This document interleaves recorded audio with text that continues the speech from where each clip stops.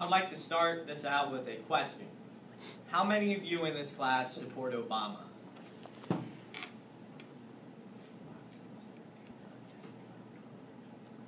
All right. How many support Romney? 1, 2, 3, 4, 5. I already counted you. How many don't really care? 1, 2, 2. Okay. That's pretty much how I thought it would turn out. All right, I'm going to give you some numbers real quick. For the last 43 months, unemployment in the United States of America has been above 8%. Now, for you who aren't very good at math, last 43 months encompasses all of Obama's first term as President of these United States. Currently, there are 47 million citizens in America on food stamps. 6 million citizens in America live in poverty every day. Now, how many of you think that's good? Nobody? How many of you think those numbers are rather high, especially the unemployment rating? That's most of you. That's good. Just put another number out there. When it was under Bush, it was around 7.5 and below, something around there. All 8 years. Now, Mitt Romney, I don't think many of you really know Mitt Romney. He's a man who owns a business called Bain Capital. Now, have any of you ever been to Staples? All been to Staples? That business was going under for a very long time, and it was almost out of business. And then Romney and Bain Capital said, no, we're going to save you.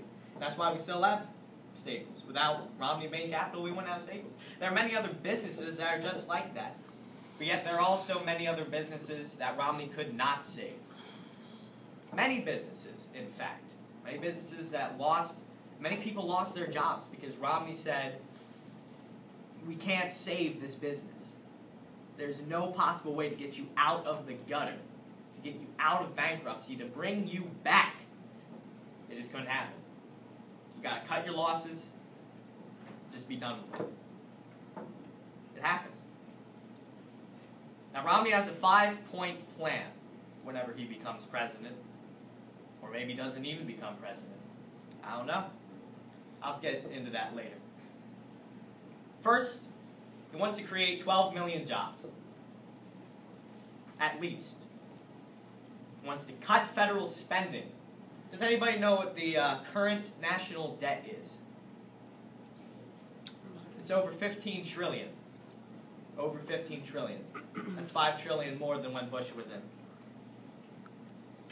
He would like to train the people in Nevada so they can all get more jobs. There's a lot of mining jobs in Nevada. They can work in mines, you know. It's better than nothing, you know. Second, he will double oil drilling licensing in Nevada. That's the job I'm talking about. And the federal government actually owns 87% of the land in Nevada. That's why he wants to work on Nevada so much. Because there's all that oil there that we're not using. We're not using any of the oil in America. Because people like the EPA say it'll kill everything. It won't kill everything. BP was something that happens out of the blue.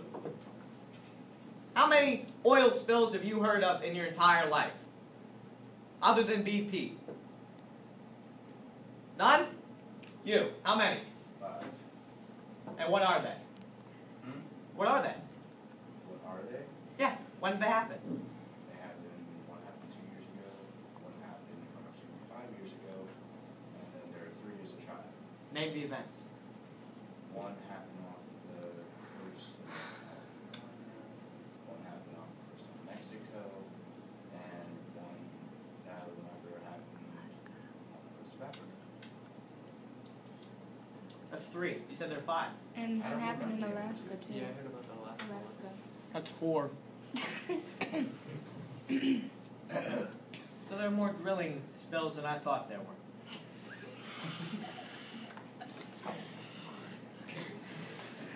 But still, In Saudi Arabia, we get a lot of our oil from the Middle East, Canada, and Mexico. None of that oil is ours. We pay for it.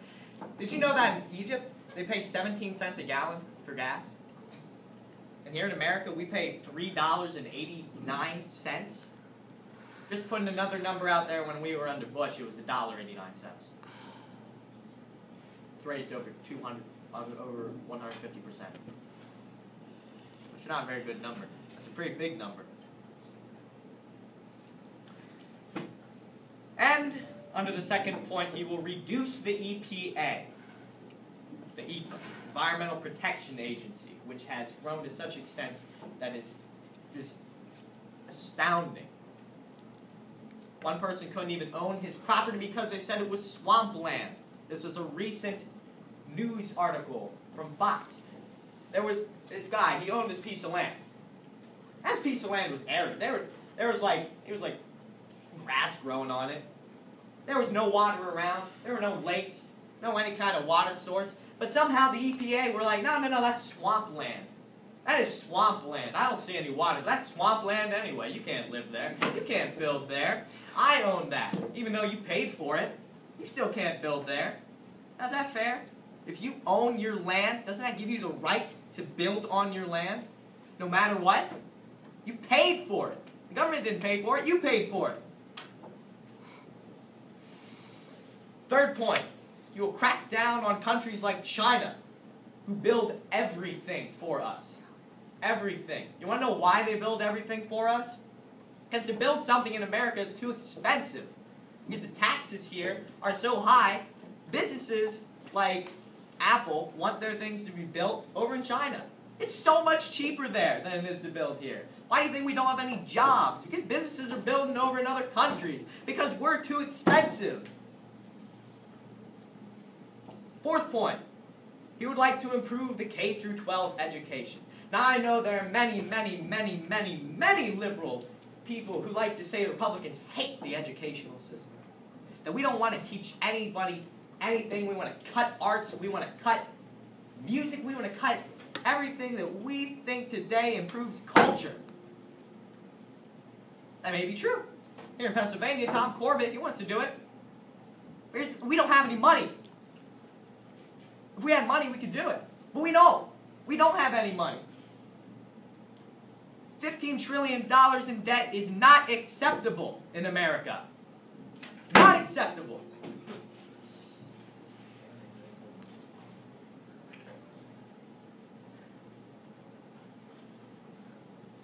And we'd also like to dissolve the teachers' union.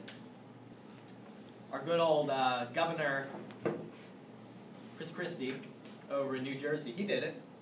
It can be done. His fifth point is to lower taxes on small businesses. Who in this classroom has family members who own a small business? Uh-huh. How are they doing? Great. Fantastic. Mm-hmm. Six-figure checks a month. Six-figure checks a month. Mine just retired and is now a millionaire. How old is he? How old is she? She. She's 44. Mm-hmm. Mine's retired. Swear to God. My aunt on the day. 56. Not all people enjoy that. Right, Shane? Isn't that right? That's right. Not all people enjoy that. Sounds pretty nice.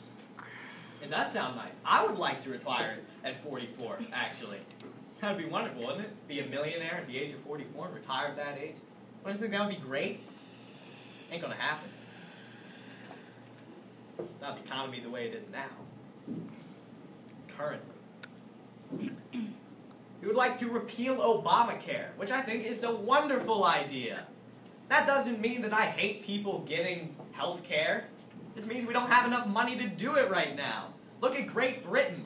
They're having riots in the streets. Look at Greece. Riots in the streets. Europe is in economic collapse. The euro is losing monetary value.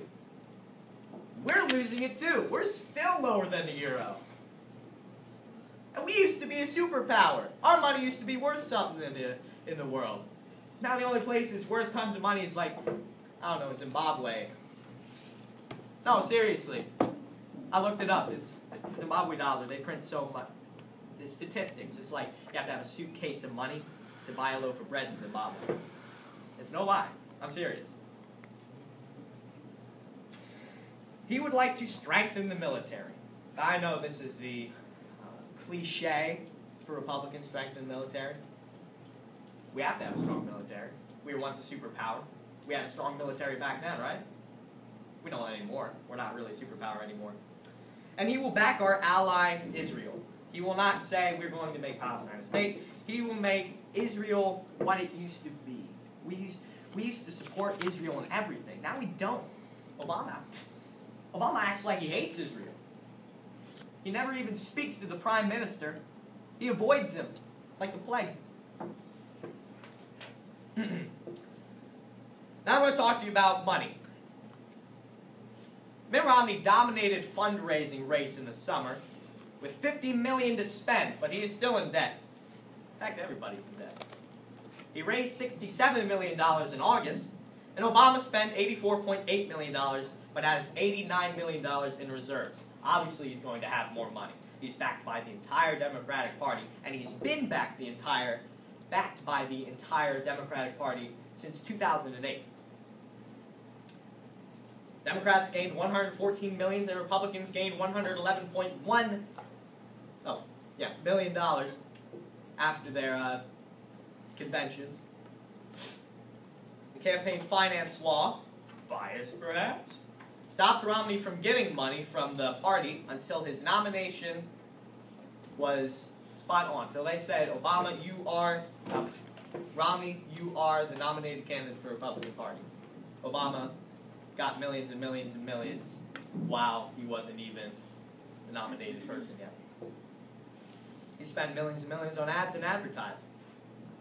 Obama spent twice as much as Romney on media.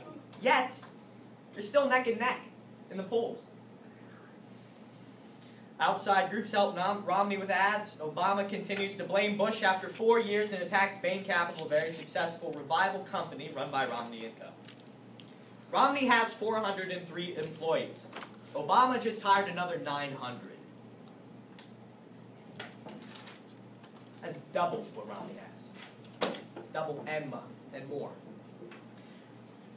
Obama currently holds the lead in every major poll run by CNN, MSNBC, and other major media outlets. The Gallup poll, the Rasmussen.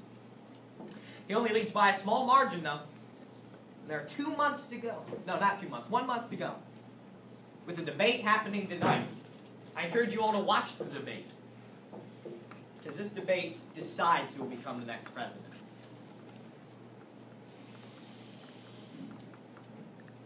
The most widely used poll, the Gallup poll, only puts Obama at a 2% lead over Romney. 2%. Still a month to go. 3 debates. Obama's approval rating right now is 49% with an all-time low of 38. That's pretty good, actually. Which surprises me that it's that good. Romney has a 48% favorable standing in America. That's 1% below Obama. 48 to 49. I mean, shoot. People don't think Romney's a very likable guy, but Obama put the economy even further in ruins than it was. So who are we going to like more? Yep. Obama holds the lead in character opinion ratings, and Romney holds the lead in economic opinion ratings. It's very neck and neck right now. We don't know who's going to be president. We won't even know who's going to be president the day of the election. It'll be the day after before we even know anything. Just like Bush and Gore. We're not going to know. Eventually we will. And that's that. I hope you learned a little something today.